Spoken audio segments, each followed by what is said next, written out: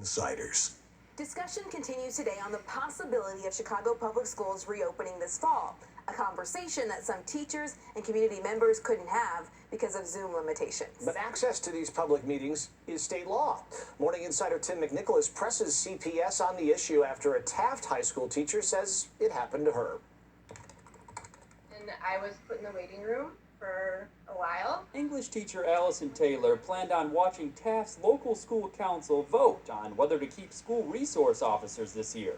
But instead of a public vote, she saw a message. You are unable to rejoin this meeting because you were previously removed by the host. Then I tried several more times throughout the meeting and was not allowed in. I just kept getting that same message over and over again.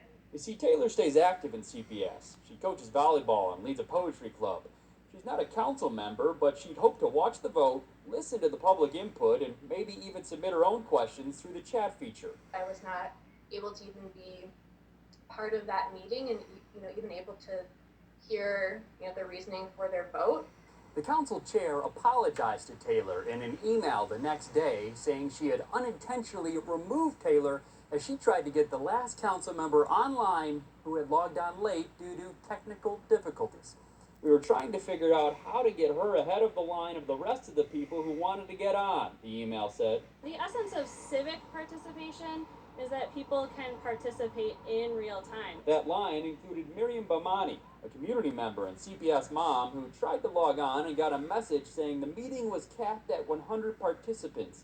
Two other community members tell CBS 2 they got the same message, including one who says he saw it not just Tuesday, but also last week during a meeting focused on public input ahead of the Taft vote. If that means paying a couple bucks for a different version of Zoom, if it means switching over to another version like Google Meets, whatever that means, they need to figure this out. A recent amendment to the Illinois Open Meetings Act says if the meeting can't happen in person, the public body must allow any interested member of the public access to hear the discussion, testimony, and votes, such as by offering a telephone number or a web-based link. Tuesday's vote was unanimous to keep school resource officers at Taft, an issue several other school councils will soon vote on. I don't think the vote would have changed. I do think that having more people on the meeting would allow for more transparency and building trust. Bamani sent us an email showing she told CPS about the problem last week after hearing others couldn't get onto the first meeting, but the problem wasn't fixed this week. Tim McNicholas, CBS 2 News. Tim, thanks. CPS tells us they recommended local school councils use Google Meet, which can hold up to 250 people. We asked why that didn't happen here, along with several other questions. We have not heard back.